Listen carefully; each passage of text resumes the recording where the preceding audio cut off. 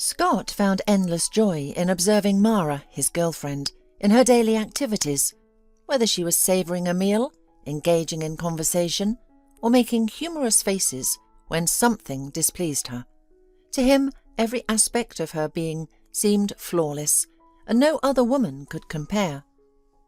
The young couple had been together for nearly 2 years, their bond deepening since their final year of university.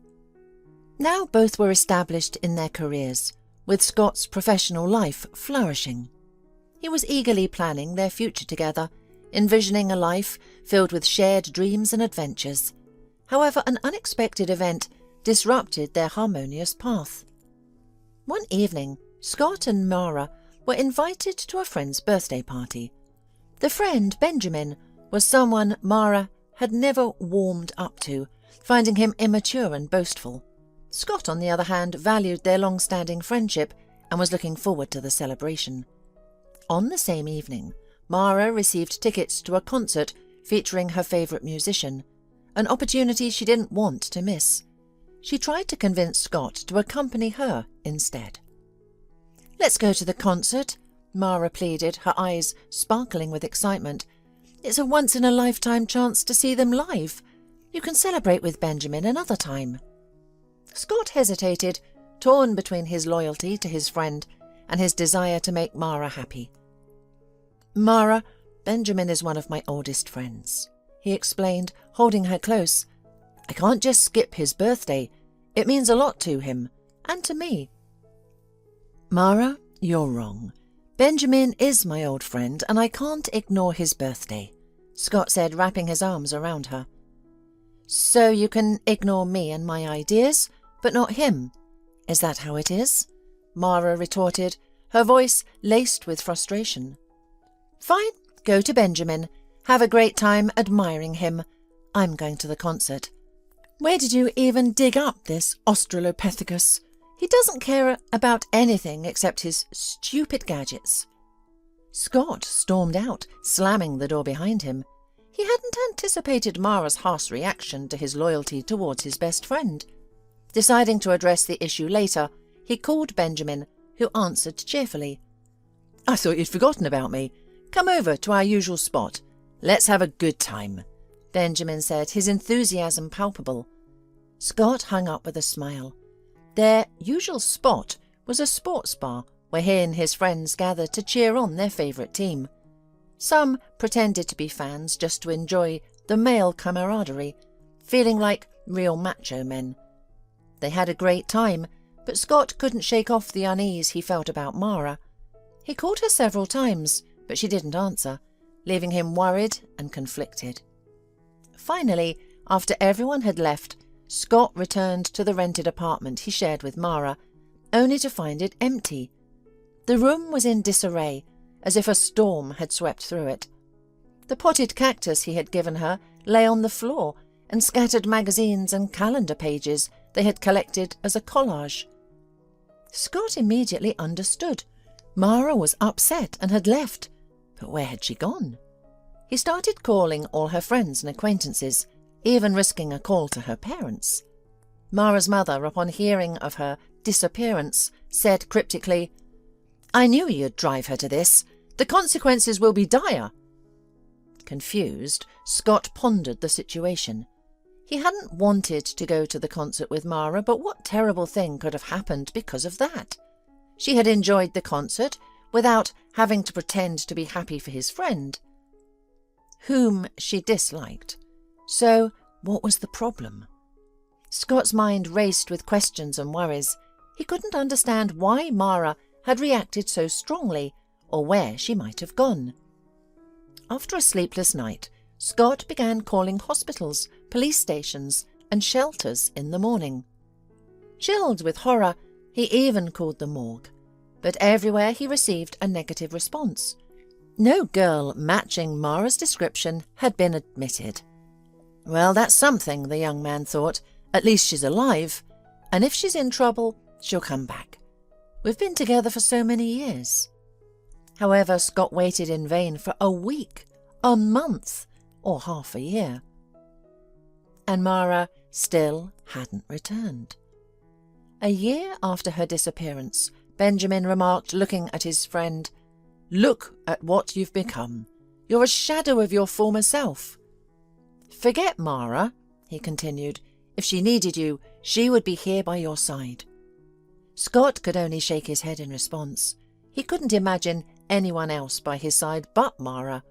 Once he even chased after a woman who resembled Mara from behind, the same hairstyle, hair colour, height and figure, but the face was unfamiliar. The uncertainty of Mara's disappearance weighed heavily on Scott, leaving him in a state of limbo. He clung to the hope that she would return, unable to move forward or let go of the love they shared. His friends and family urged him to accept the situation and move on, but Scott remained steadfast in his belief that Mara would come back to him. Time went on. One day Scott received a call from Keith, a friend from medical school with whom he occasionally hung out at their favourite sports bar. Keith sounded urgent. "Scott, where are you?" "At my office," Scott replied, puzzled. "What's happened?" "This isn't a phone conversation," Keith said abruptly. "Can you come to my workplace?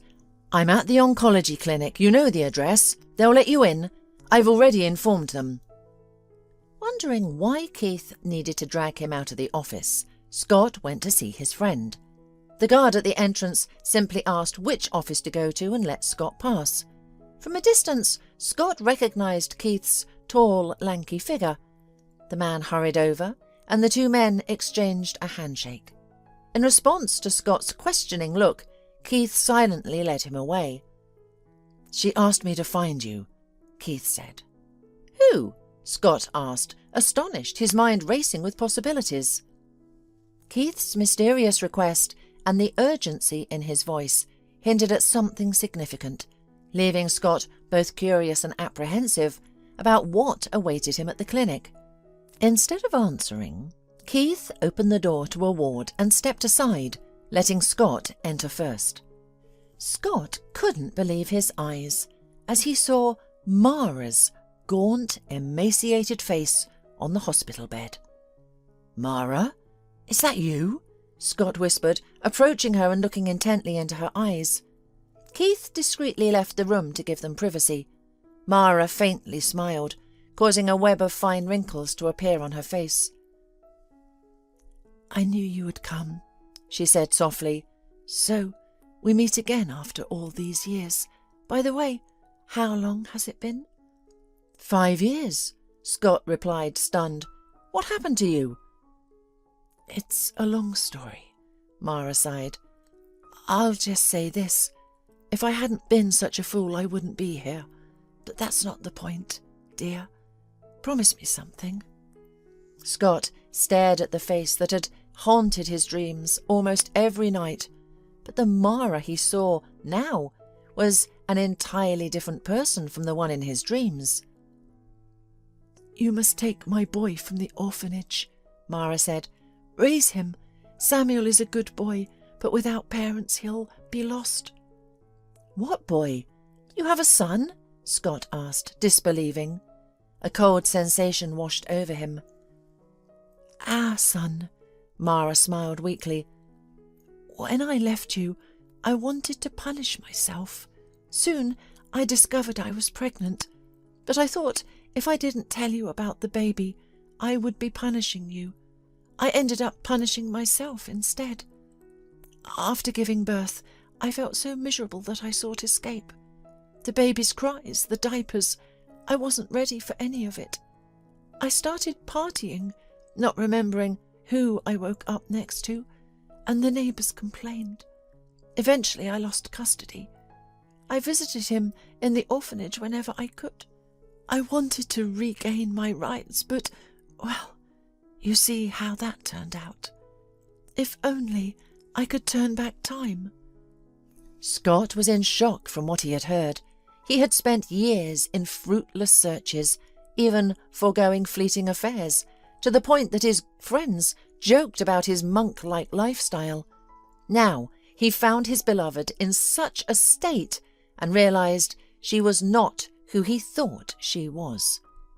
Scott cried all night, imagining the wasted time and thinking that if he had known about his son, everything would have been different. Samuel turned out to be the spitting image of his father, dark-haired, sturdy and full of energy. Upon seeing him, Scott's mother shed tears of joy. "Just look at those genes. He is the image of you, Scott." Samuel knew he had a father and waited for him every day by the window, calling every dark-haired man Dad. Mara had shown him Scott's photo and promised that his father would return and live with them. Father and son began taking walks in the city park on weekends. Restless Samuel often ran off, making Scott anxiously search for him. One day, while looking for Samuel, Scott heard desperate cries. "Help! A child is drowning!" Scott's heart stopped. He rushed toward the screams and saw a small body struggling in the water under a bridge. Without hesitation, Scott dove in, grabbed the child and surfaced. It wasn't his son, but a little girl. He brought her to the shore and revived her. Fortunately, she hadn't inhaled much water and soon began to cry loudly at the sight of her mother. The young, beautiful woman, about Scott's age, clutched her daughter tightly.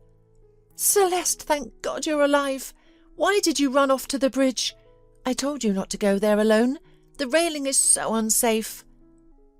Noticing her daughter's saviour, she profusely thanked him. "I don't know how to thank you. If it weren't for you, I could have lost my little girl." Scott smiled. "I was here with my son. I heard the screams and feared it was him. The important thing is that your daughter is safe. Now I need to find my little brat." "No need to look for me. I'm right here," Samuel announced importantly. "Papa, you're all wet because you saved that girl. You're a real hero." Miriam, Celeste's mother, invited the soaked Scott to her nearby home. "You need to dry off or you'll catch a cold. I live close by. Come with me. I've got a drying machine. We'll get your clothes dry in no time." She refused to accept any objections. After a hot shower, Scott changed into a wide, comfortable robe, a clean t-shirt and soft shorts. "These are my brother's clothes. Change and I'll dry your clothes," Celeste said. After the hot shower, Scott changed and went to the living room, where Celeste showed her toys to Samuel. The boy's eyes lit up at the sight of the construction sets, and he categorically declared, "This is for boys. Girls don't play with this." "Why not? I play with it," the little girl retorted, then offered, "Let's build something together." The children became so engrossed in their game that they paid no attention to the adults. Meanwhile, Scott pondered how strangely his life was unfolding. Not long ago, he knew nothing about his son. He thought he could never forget Mara, and today he sat in someone else's clothes, waiting for his own to dry. The aroma of food wafting from the kitchen reminded him that he was starving. Miriam, flushed and satisfied, emerged with a smile and invited everyone to the table. "Wash your hands and come eat. This applies to you too, Scott." Scott duly appreciated the hostess's culinary talents. The soup and cutlets were a real treat, and Samuel couldn't get enough of the dessert, an almond pie. As they were leaving, the boy quietly asked, "Dad, can we come to Celeste and Miriam's for dinner again?" Scott blushed deeply and hurried his son home. For the first time, he felt a strange interest in the woman.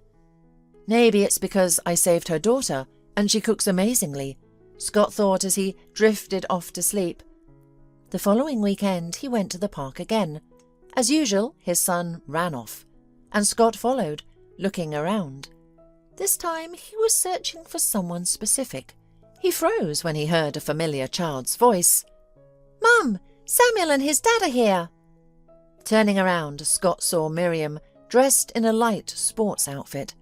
The woman blushed slightly as their eyes met. Scott approached and greeted her. To hide their embarrassment, they sat on a bench and started talking about trivial things. But with each word, Scott felt a growing sense that he had known Miriam for a long time, that he had been searching for her and finally found her. Her smile and mannerisms evoked a storm of emotions within him. Gradually, the image of Mara began to fade, giving way to Miriam's kind and sincere presence. After 6 months, Scott finally decided to confess his feelings.